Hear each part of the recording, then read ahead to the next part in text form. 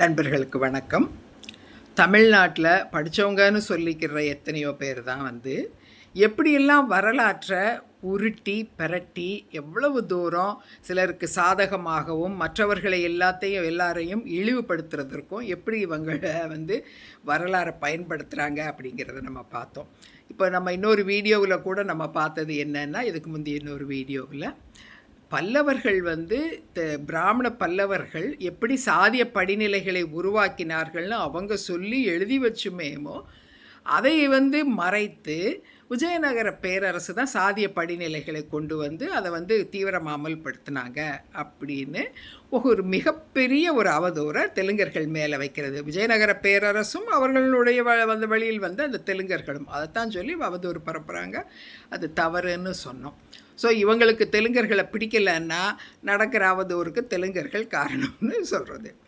இது ஆனால் செய்தவர்கள் பல்லவர்கள். ஆனால் இன்னொரு பக்கம் பார்த்தா பல்லவர்கள் சில நல்லதையும் செய்திருக்கிறாங்க, அதையும் மறைச்சிருக்கிறாங்க. ஒருவேளை பல்லவர்கள் பிராமணர்கள்ங்கிறதுனால எதற்காக அவங்களுக்கு கிரெடிட் கொடுக்கணும் அப்படின்னு மறைச்சாங்களா என்னன்னு தெரியல. ஏன்னா அது நிறைய நடக்குது தமிழ்நாட்டில். ஆனால் அதனால் அப்படியும் இருக்குமோன்னு நம்ம சந்தேகப்பட வேண்டியது இருக்குது. பல்லவர்கள் பிராமணர்களாக இருந்தாலும் மிகச்சிறந்த வீரர்களாக இருந்திருக்காங்க. பல்லவர்களை பற்றி நம்ம கேட்கணுமா? மிகச்சிறந்த வீரர்கள், கலா ரசிகர்கள், மிகச்சிறந்த படைப்பாளிகள். நம்மளுடைய மகாபலிபுரமும் அங்கே மாமல்லபுரத்து கற்கோவில்களுமே அதற்கு சாட்சி. அவங்க எவ்வளவு சிறப்பாக ஆட்சி செய்திருக்கிறாங்க அப்படிங்கிறதுக்கு.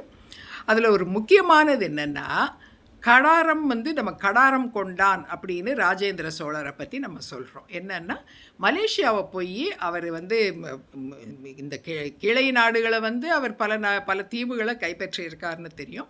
அதில் மலேசியாவை அவர் கைப்பற்றினார் அப்படிங்கிறத வச்சு கடாரம் கொண்டான்கிற பெருமை ராஜேந்திர சோழருக்கு உண்டு. ஆனால் வரலாற்றை நல்லா ஆழ்ந்து படிக்கும் பொழுது தான் தெரியுது, ராஜேந்திர சோழருக்கு முன்னாலேயே பல்லவர்கள் கடாரத்தை வென்றிருக்கிறார்கள். பல்லவ மன்னர்களில் ஒருவரான சிம்ம விஷ்ணுங்கிறவர்.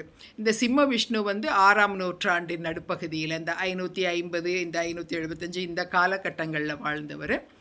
இந்த சிம்ம விஷ்ணு அந்த காலத்திலே, அதாவது 6ஆம் நூற்றாண்டின் நடுப்பகுதியிலேயே அவர் போய் மலேசியாவை வென்றிருக்கிறார்.